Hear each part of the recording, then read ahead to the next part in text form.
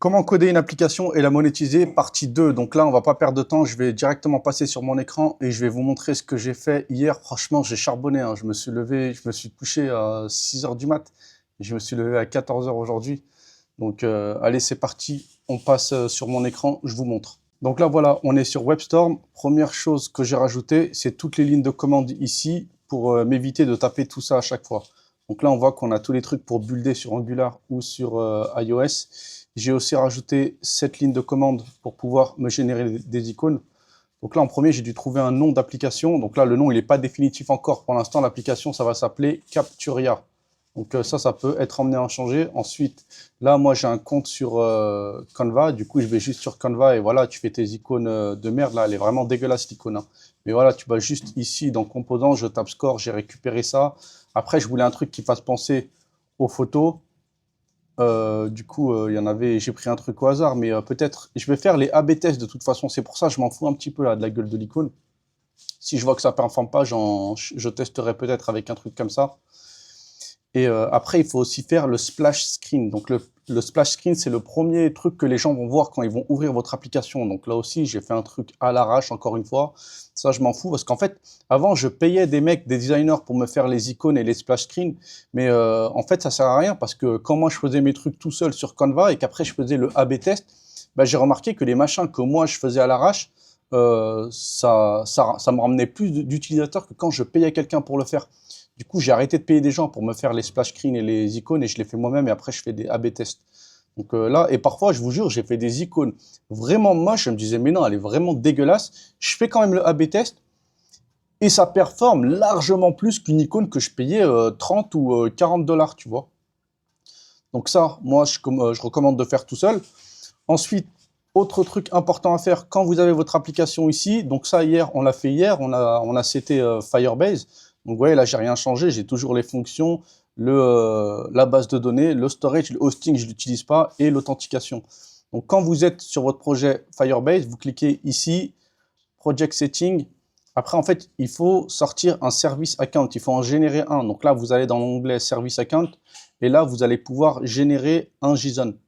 Donc là, tu vois, là, il a été généré. Et après, tu mets Generate Private, New Private Key.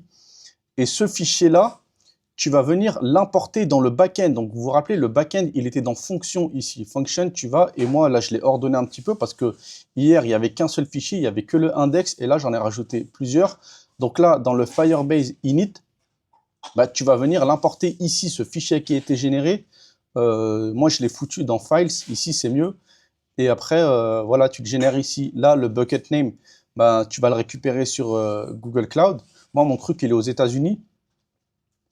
Et après, voilà, donc tu as juste ça à faire pour que vraiment Firebase puisse pouvoir accéder à ton bucket et à toutes ces choses-là. Après, autre fonctionnalité que j'ai rajoutée, les premières fonctionnalités, j'ai rajouté la traduction et le mode dark. Donc ça, je vous montrerai plus tard, hein. Donc là, si je vais dans Setting ici, j'ai rajouté cette page. Et là, tous ces composants-là, j'ai juste réadapté parce que ça, c'est des composants génériques à toutes mes applications. Donc je récupère des trucs que j'ai déjà fait. Je suis pas con, je vais pas tout refaire de zéro. Donc moi, j'ai un template d'application. Il y a vraiment tous les trucs de base. Moi, ce que j'ai codé, je vous montrerai plus tard, c'est vraiment cette partie-là et la partie où il y a l'historique de toutes les photos que l'utilisateur a pris. Donc là, j'ai rajouté la traduction. Donc l'utilisateur, vous voyez, j'ai mis vraiment toutes les langues principales, les langues les plus parlées dans le monde. Ça aussi, super important, traduisez vos applications. Même s'il y a certaines langues, je pense par exemple le bengali, je ne sais même pas c'est quelle langue, c'est peut-être celle-ci ou celle-ci. Ça va rapporter énormément d'utilisateurs, mais vu que c'est des pays du tiers-monde, les gens ils vont pas dépenser d'argent, même les publicités, ça va pas rémunérer dans l'application. Donc eux, c'est vraiment juste pour qu'ils téléchargent votre application, c'est juste pour qu'ils l'utilisent et fassent monter votre nombre d'utilisateurs. Comme ça, quand les utilisateurs des pays développés, que ce soit l'Australie, l'Europe, bref, les pays occidentaux, voient le nombre d'utilisateurs, ça va être 100 000, 200 000, 1 million. Tu vois, ça sert un petit peu de preuve sociale. Donc, n'hésitez pas à traduire votre application dans un maximum de langues. Et pour traduire son application, tu as juste 2 packages à installer. Donc là, si je vais dans le package.json, tu vois, tu n'as que ces 2 trucs-là à installer. Donc, npm ngx translate core et ça, le loader. Et après, en fait, comment ça marche? Donc là, si je vais dans Asset, là, j'ai l'internationalisation, j'ai tous mes fichiers, tu vois, ils sont tous vides. Ça, c'est pour le français, ça, c'est pour l'hindi, indonésien, italien, japonais, coréen, malais, machin, tu as toutes les langues. Moi, au début, je le fais seulement en anglais. Donc, vous voyez, là, j'ai vraiment uniquement traduit en anglais. Donc là, c'est clé, valeur, c'est un JSON. Et après, pour traduire, bah là, tu vas recopier exactement ça. Tu auras le même JSON pour le français, par exemple. La clé, ça restera la même. Sauf que là, tu vois, au lieu d'avoir lifetime access, ça va être accès à vie. Et après, dans ton module Angular, donc là, si je vais dans SRC app et que j'ouvre le app module, c'est ici que tu vas venir initialiser la langue. Donc, tu vois, tu vas créer ça et c'est lui, il sait qu'il doit aller récupérer dans asset i18n le JSON. Et quand l'utilisateur change de langue, donc là, moi, c'était dans profil, non, c'était dans shared setting. Là, je vais vous montrer ce composant-là. Celui-ci, il est ici. C'est setting. Et là, vous voyez, quand l'utilisateur va changer de langue, donc quand il va set un langage, bah là, tu vas venir utiliser le translate service, thistranslate.use. Et le translate ici, bah en fait, tu vas venir injecter la dépendance translate service. Et cette dépendance translate service, eh ben, elle fait partie du package qu'on a installé juste avant. NGX Translate Core. Donc, ouais, c'est vraiment pas compliqué à faire. C'est juste au début, je fais tout en anglais. Et même en anglais, hein. Moi, je mets l'anglais, c'est de l'anglais basique là que je fais. Et une fois que j'ai terminé, je viens copier tout ça, commande A, commande C, je le donne à ChatGPT, je lui dis corrige l'anglais. Une fois qu'il a corrigé l'anglais, il va comprendre que c'est un fichier de traduction. Après, je lui dis maintenant, génère-moi en arabe, en chinois, en allemand, en portugais, machin, machin. Il va me générer tous les JSON dans toutes les langues et j'ai juste à copier-coller ça dans les JSON. Et avec Windsurf, il peut même le faire automatiquement. Il va tout de suite détecter et il va venir écrire directement dans les fichiers. Mais Windsurf, des fois, il fait chier. Je ne sais pas pourquoi. Là, c'est encore au début. Je pense qu'il a encore un petit peu buggé le truc. Du coup, je le fais à la main, moi. Mais je demande juste à ChatGPT de me traduire et après, je fais juste des copier-coller. Après, autre chose que j'ai rajouté ici, c'est le mode dark. Donc, vous voyez, pour l'instant, il n'y a que les icônes qui changent. Là, le background, ça reste le même. Que franchement, je pense qu'il est suffisant. Et le mode dark, c'est pareil. Moi, là, j'ai tout mis, toutes mes couleurs du mode dark, je les ai mis ici dans un fichier SCSS. Donc, vous voyez, ça, c'est vraiment toutes les couleurs du mode dark. Et quand tu vas venir changer, quand tu vas venir switcher du mode light au mode dark, donc je vais vous montrer le bout de code ici. Donc, vous voyez, le dark mode, quand le dark mode change, c'est cette méthode qui est appelée. Et là, on va venir juste rajouter dans le body, donc dans le index HTML, on va venir rajouter la classe dark. Et vu que cette classe-là, elle va exister, si je vous montre directement dans le code ici, j'ouvre élément, vous voyez là, j'ai le body, il y a le dark qui s'est rajouté. Si j'enlève le mode dark, bah, la classe dark, elle va venir s'enlever. Donc c'est juste avec ça que l'application est capable de savoir si on utilise le mode dark ou pas. Donc ça, encore une fois, ça prend 2 secondes. Là, les couleurs pour le mode dark, ça, c'est même pas moi qui l'ai fait, c'est Ionic qui le fait directement. Et après, si toi, tu veux des couleurs plug custom, bah, tu peux venir modifier le code hexadécimal là pour chaque couleur. Et voilà, ça sera fait. Après, autre fonctionnalité importante que j'ai rajoutée, c'est pouvoir identifier nos utilisateurs. Donc pour ça, rappelez-vous, hier, quand tu vas sur Firebase dans Authentication, on est venu activer l'authentification anonyme. Donc là, tu viens juste Add New Provider, tu sélectionnes Anonymous et tu l'actives. Mais moi, je l'ai déjà activé. Et après, toujours dans ton App Component, donc là, au début, pour les Angular, c'est le ng onInit qui va s'exécuter. D'ailleurs, je ne l'ai même pas implémenté ici, même le onDestroy, je pourrais l'enlever parce que le app component, en gros, il va survivre pendant toute la durée de vie de l'application. Donc ça ne sert à rien, il ne sera jamais détruit. Mais là, vous voyez que dans mon constructeur, là où je viens initialiser l'application, bah, c'est à ce moment-là que je viens initialiser Firebase. Donc ici, initialize Firebase. Mais en réalité, le Firebase, je l'initialise ici.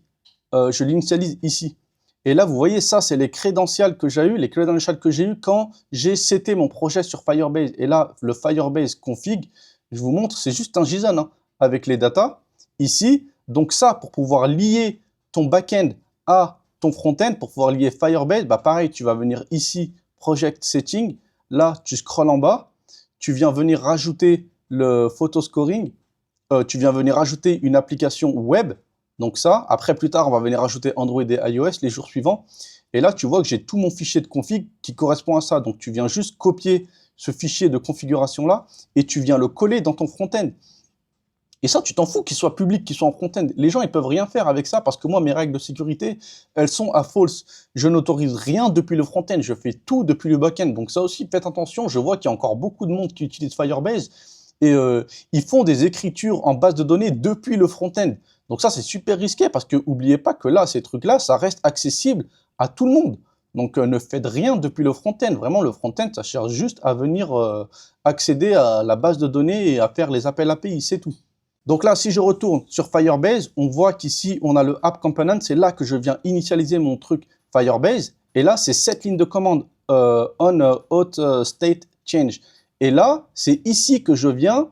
Donc ça, à chaque fois que l'état de connexion de l'utilisateur change, ce truc-là, il va s'exécuter. On va venir rentrer là-dedans. Et là, il envoie en réponse un paramètre user. Donc si le user l'ID unique existe, donc le UID existe, là, on va venir sauvegarder notre utilisateur en base de données, mais au début, il n'existera pas. Donc, s'il n'existe pas, qu'est-ce qu'on fait? Première chose à faire, super important, on vient venir setter la persistance locale. Et ça, tu as plusieurs manières de le faire. Moi, je recommande d'utiliser le index DB local persistance. Ça, c'est le plus puissant, celui-ci. Même s'il ferme l'onglet, même s'il ferme son navigateur, même s'il ferme l'application, même s'il clear son storage, ça va rester, l'ID va rester, donc ça sera toujours le même utilisateur. Alors qu'à l'échange, tu as des trucs, c'est juste le local host, et t'en as un autre, c'est le browser. Mais ceux-là, faut pas les utiliser. Donc, c'est pour ça que j'utilise celui-ci. Par contre, celui-ci, le problème, c'est que s'il désinstalle l'application et qu'il réinstalle l'application, l'ID va être perdu. Donc, quand il va se reconnecter, ça va être un nouvel ID qui va lui être attribué. Donc là, une fois qu'on a seté la persistance, là, on va venir connecter notre utilisateur de manière anonyme. Et ça, encore une fois, c'est inclus directement dans le package Firebase. Donc, vous voyez, si je fais la recherche, ça, il est importé directement en haut dans Firebase OS. Et Firebase OS, si vous vous rappelez, on l'a installé au tout début quand on a seté notre projet, il est ici, donc c'est inclus là-dedans. Donc vous voyez, c'est vraiment juste une ligne de code pour gérer l'authentification. Et après, de toute façon, même s'il désinstalle l'application et qu'il revient, on est capable de le retrouver, même avec le même ID encore une fois. Mais ça, encore une fois, c'est vraiment des rustines là que je vous montre. L'idéal, c'est de demander à l'utilisateur de se connecter avec Google, avec Twitter, Facebook, Apple, de se créer un email mot de passe, tout ce que vous voulez. Comme ça, vous êtes sûr que même s'il change de téléphone, n'importe quoi, ça sera tout le temps le même utilisateur vu que l'adresse mail sera la même. Ou bien il y a le numéro de téléphone aussi. Mais personne n'a envie de mettre son numéro de téléphone. Et là, de toute manière, personne n'a envie de se loguer au début. Tu as plein de gens. Moi, typiquement, quand je télécharge une application, si on me demande de me loguer dès le début, je désinstalle l'application direct. J'ai pas envie de me loguer. Donc là, nous, ce qu'on va faire au début, on force personne à se loguer. Et si les personnes font des achats dans l'application, là, on va leur demander de se loguer.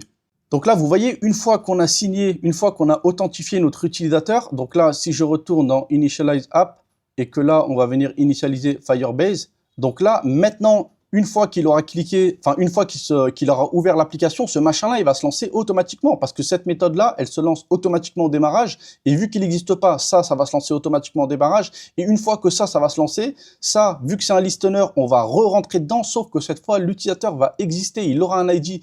Et comme l'utilisateur a un ID, là, on va venir sauvegarder l'utilisateur dans notre base de données. Donc pour ça, vous voyez que je passe en paramètre juste la langue que l'utilisateur a choisi, mais je suis même pas obligé de passer la langue. Ça, c'est juste, voilà, comme ça, quand il revient, on lui affiche la même langue. Mais à la limite, tu pourras même la stocker dans le local storage du téléphone de l'utilisateur. Et quand il rouvre ton application, tu vas voir s'il y a un local storage dans la langue qui existe. Et là, tu vas venir lui setter la langue actuelle. Et là, vous voyez qu'un appel, donc là, j'ai créé un service utilisateur. Et là, j'ai une méthode setUserCall. Et pour faire un appel API, tu as juste à utiliser ça. C'est ces deux lignes-là les plus importantes. Donc là, tu as le call request. Et ça, encore une fois, ça vient avec Firebase. Quand on a installé Firebase, cette méthode-là, elle est directement incluse dedans. Donc, tu as juste ça à faire. Et là, tu vas venir mettre le nom de ton fichier que tu as mis dans index.ts dans le backend. Donc là, si je vais dans le backend, ça saoule quand ça ouvre le node module ici. Je vais le fermer.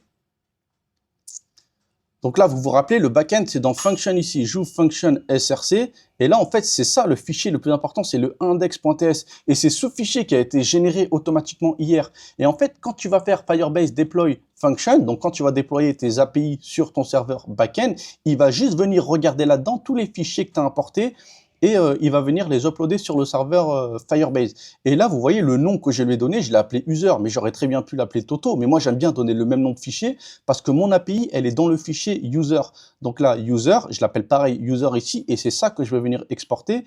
Et après, dans mon front-end, en fait, il faut que ce soit exactement le même nom ici. Donc user et set user call. Et là, le set user call, il vient d'où? Si je retourne ici dans mon fichier user qui est ici, donc là, user, il est directement à la même racine que le index, je l'ouvre, vous voyez que là, j'ai un fichier, j'ai une méthode set user call. Et hier, vous vous rappelez, par défaut, il y avait une méthode, il y avait un appel API qui était créé directement, c'était le on request. Et le on request, c'est à toi de gérer l'authentification, toutes ces choses-là. C'est pour ça que moi, j'aime bien utiliser le on call, parce que dans le on call, vous voyez que les paramètres, tu as les data, donc ça, c'est ce que tu vas envoyer depuis le front-end. Donc, que tu fasses un post, get, ce que tu veux, c'est ce qu'il y a dans le body, les data. Donc, tu peux envoyer une langue, une date, tu peux envoyer les données d'un formulaire, une image, tu envoies tout ce que tu veux, ça va être là-dedans. Et là, vous voyez, dans le contexte, ça, c'est Firebase qui gère tout seul, je n'ai rien à faire. Et dans le contexte, je suis capable de retrouver l'ID de l'utilisateur qui a été généré en front-end. C'est cet ID-là. Et avec cet ID-là, donc là, je regarde, s'il n'existe pas, c'est pas normal parce que l'appel, on le fait seulement s'il existe depuis le front-end. Donc là, on renvoie une erreur, ça, normal. Et après, on va venir chercher notre utilisateur en base de données. Donc là, on va faire un appel get user by key. Et là, vous voyez que les appels sur Firebase, on va juste regarder la collection. Moi, ma collection, j'ai décidé de l'appeler user. Donc là, si je vais sur Firebase, Firestore Database, je regarde le nom de ma collection où je stocke mes utilisateurs. Là, ma collection, elle s'appelle user, c'est cette collection-là. Et là, en fait, quand je fais cet appel-là, admin Firestore collection, je lui dis, va regarder dans cette collection, doc.key. Là, ça, c'est les documents, c'est le nom de mon document. Moi, le nom de mon document, c'est l'ID de l'utilisateur. Si jamais il existe, je le renvoie. Donc là, je vais renvoyer toutes les données de mon utilisateur. Et si il n'existe pas, donc là, si je retourne tout en haut de ma fonction qui est appelée dès le début, quand il fait le set user call, donc là, s'il existe, tant mieux. Donc là, je rentre là-dedans, je vérifie s'il est premium, toutes ces choses-là. Ça, on le verra dans une prochaine vidéo, toute la partie monétisation. Donc, s'il existe, je viens seulement uploader les infos que je veux. Donc, typiquement, ça va être la langue. Même tout ça, j'aurais pu l'enlever en vérité parce que ça va jamais changer. Mais bon, je le mets parce que j'anticipe quand je vais commencer à implémenter la connexion avec un provider, que ce soit Google, Facebook ou un email. Et s'il n'existe pas, donc là, le else, je vais venir créer mon utilisateur. Donc là, j'initialise toutes les valeurs. Typiquement, le crédit, ça c'est le plus important parce qu'à chaque fois qu'il va faire une action, on va lui retirer un crédit. Donc au début, on lui donne 0 crédit, donc il ne peut rien faire. Mais ça, vous allez voir dans la suite, c'est important de le faire. Et là, on va venir créer notre utilisateur en base de données. Donc vous vous rappelez, avant c'était un get et maintenant on va faire un set.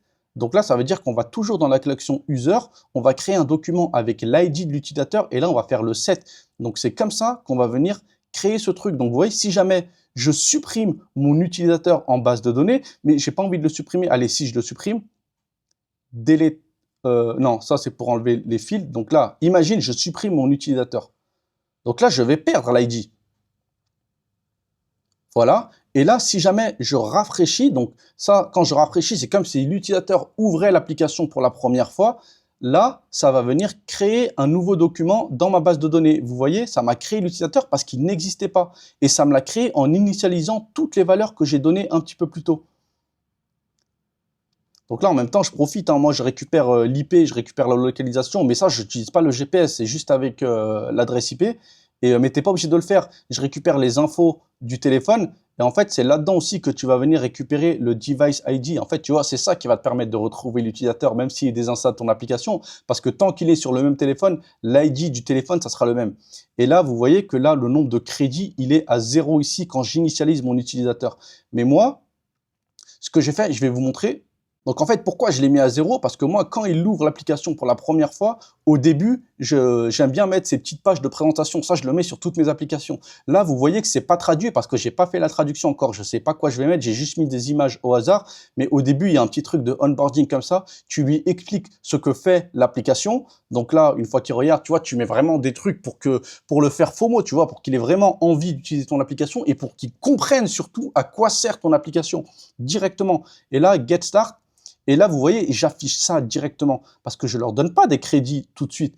Attendez, je vais venir ici, comme ça, vous voyez le nombre de crédits. Vous voyez, le nombre de crédits, je l'affiche ici à 0. Et là, vous allez me dire comment tu fais pour savoir son nombre de crédits. En fait, c'est simple.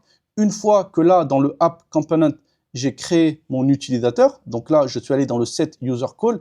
Ici, une fois que l'appel API est terminé, donc on a bien seté notre utilisateur en base de données ou bien qu'on l'a mis à jour s'il existait déjà, là, on va venir faire le get user live. Et ça, encore une fois, c'est encore un truc de Firebase. Et Firebase, ils ont un truc, ça s'appelle le on snapshot. Et le on snapshot, en fait, c'est un listener.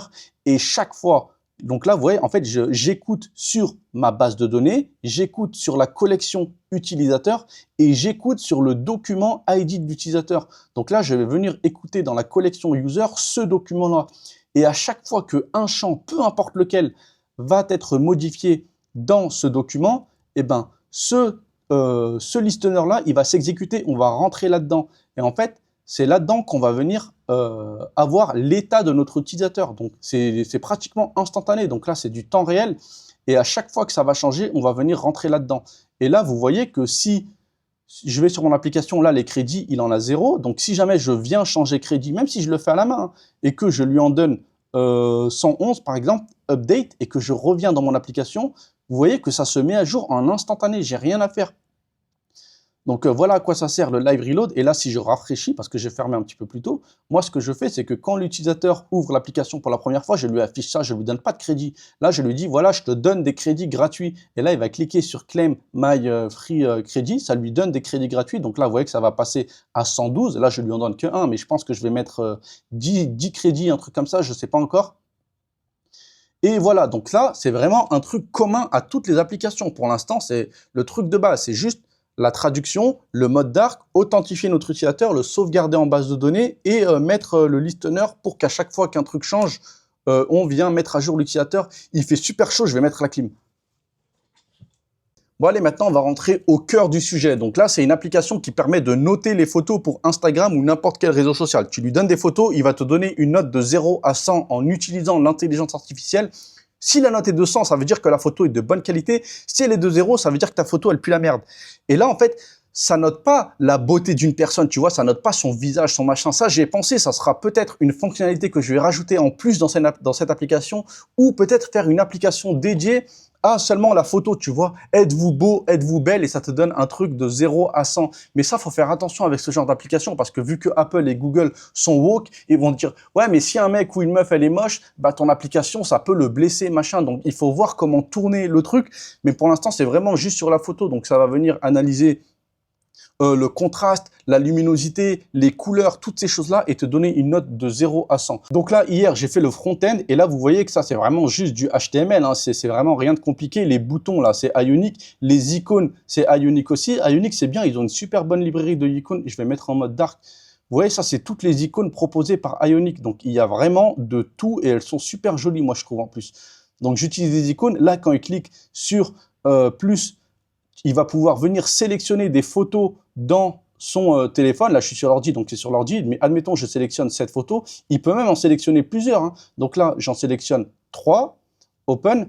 Et là, il y a les 3 photos qui vont venir s'afficher sur le téléphone de l'ordinateur. Et comment j'ai fait ça? Donc là, ça, ce composant-là, ça correspond à Home. Donc si je vais dans Home, au début, je l'avais fait en utilisant Capacitor Camera. Mais en fait, vu que c'est une application de notation, je pense pas que les gens ils vont prendre des photos directement avec leur téléphone. Les photos, ils les auront déjà pris avant. Nous, ce qu'on veut, c'est qu'ils aillent directement chercher dans leur galerie.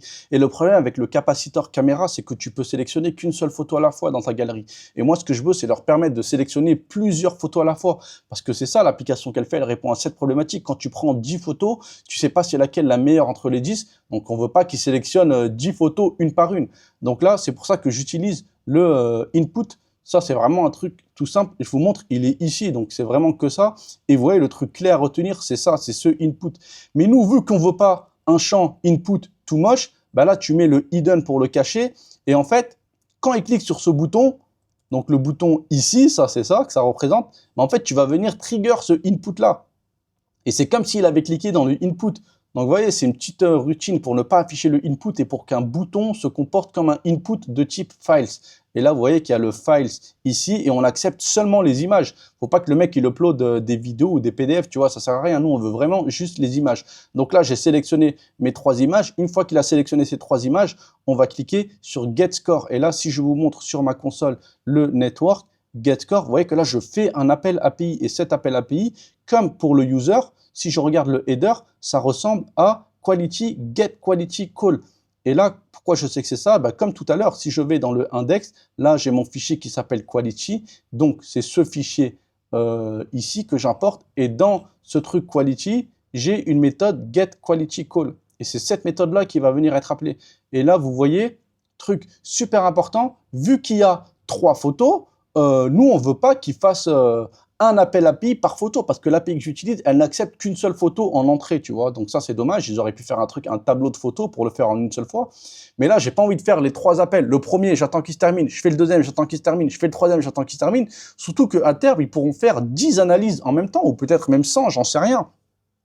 Donc là, c'est pour ça que je recommande d'utiliser le All Promise. Ça, c'est super, super important, franchement, parce que tous les appels vont se faire en parallèle. Ça fait que votre appel, il va durer beaucoup, beaucoup moins longtemps. Et là, vous voyez que l'appel, il est déjà fini. Et après, dans la réponse, donc là, ce que j'ai, si je regarde ma réponse, là, j'ai la note pour chaque photo. Donc, j'ai un score. 0, ça va de 0 à 1. Après, tu transformes en pourcentage. Hein, donc, tu multiplies par 100 et tu gardes que une décimale, moi c'est ce que j'ai fait, et tu lui affiches son corps. Donc là, vous voyez que la photo qui rend le mieux, c'est celle-ci qui a une note de 65,3 sur 100. Et après, si tu mets vraiment une photo dégueulasse, elle aura une note toute pourrie, tu vois. On va refaire un test. Donc là, je mets reset, je réinitialise tout. Là, je clique et cette fois, imagine, je sélectionne une de mes miniatures YouTube. Ça, c'est la miniature que j'avais fait. Donc là, j'en sélectionne une. Après, j'ai pas mis de limite encore parce que bien sûr, l'objectif, c'est de monétiser l'application. Donc au début, j'ai pensé, c'est que on pourrait permettre aux utilisateurs gratuits qui ne sont pas premium de faire 3 photos à la fois, donc d'analyser 3 photos à la fois. Et si tu es premium, tu pourras faire 10 photos à la fois. Donc ça, vous voyez, ça, il y a plein de gens qui se demandent, ouais, mais comment faire pour être premium? On va leur offrir quoi en plus? Donc déjà, il y a ça, tu leur offres la possibilité d'analyser plus de photos s'ils sont premium. Et un autre truc aussi important que beaucoup d'applications font, vous voyez, quand je clique sur Get Score, il y a ça qui s'affiche. Il y a un truc, une progress bar qui monte tout doucement. Mais en fait, moi, je sais que l'appel API, il est fini déjà. Parce que j'ai fait mes tests, ça dure pas 30 secondes. Hein. Mais je les fais patienter 30 secondes exprès. Je leur dis, ouais, vous êtes sur une file d'attente, patientez machin. Si vous voulez que ça aille plus vite, il faut être premium. Et ça, donc si je vais dans mon back-end, vous voyez, j'ai cette ligne-là. Et si l'utilisateur n'est pas premium, je vais le faire attendre. Je le fais attendre 30 secondes. Et là, la méthode que j'appelle pour le faire attendre, c'est un truc tout simple. Hein. C'est juste une promesse avec un timeout à l'intérieur. Donc là, vous voyez, c'est une promesse, elle va être résolue quand le timeout est complété. Donc là, c'est seulement pour les utilisateurs qui ne sont pas premium. Donc là, et ça, tu pourras le mettre en description pour les inciter à devenir premium. Tu leur dis, si vous êtes premium, vous pouvez analyser 10 photos à la fois et vous êtes prioritaire sur la liste d'attente. Mais il n'y a pas de liste d'attente. C'est la même. Moi, de mon côté serveur, ça prend le même temps pour tout le monde. Il n'y a pas de liste d'attente. Mais ça, c'est un truc que beaucoup d'applications font. Tu vois, ils te font croire que, ouais, il y a beaucoup de demandes et les premiums, ils sont prioritaires par rapport aux autres. Mais en fait, ils font du fake. Ils mettent juste un timeout pour faire attendre les utilisateurs. Donc ça aussi, c'est quelque chose que vous pouvez faire pour inciter les gens à acheter le truc premium. Donc là, vous voyez, c'est terminé encore une fois. Et après, autre fonctionnalité que j'ai rajouté une page ici historique. Donc là, ça, c'est seulement pour les premiums, encore une fois. Parce que moi, je veux vraiment qu'ils prennent le truc premium. Donc là, quand tu seras premium, tu pourras voir l'historique de toutes tes photos. Mais là, vu que j'ai pas implémenté encore la monétisation, je vais venir me mettre premium directement dans la base de données. Donc là, vous voyez, le premium, il est à false. Pour l'instant, je suis le seul utilisateur. Hein. Si je le passe à true, donc là, true, maintenant je me mets premium à la main et que je reviens sur mon application, maintenant je suis un membre premium et maintenant j'ai accès à l'historique de toutes mes photos. Donc vous voyez, ça c'est toutes les photos que j'ai prises et qui sont directement stockées dans ma base de données, mais cette fois dans la collection Quality ici. Et là, en plus, je peux venir supprimer mes photos pour l'utilisateur. Ça aussi, c'est important pour le RGPD, lui permettre de supprimer ses photos. Et même si jamais il les supprime pas, c'est à toi de les supprimer au bout de 3 mois. Donc ça, tu peux mettre un cron job qui se lance, je sais pas, tous les jours, tu vas vérifier toutes les photos qui ont plus de 3 mois, tu les vires de la base de données.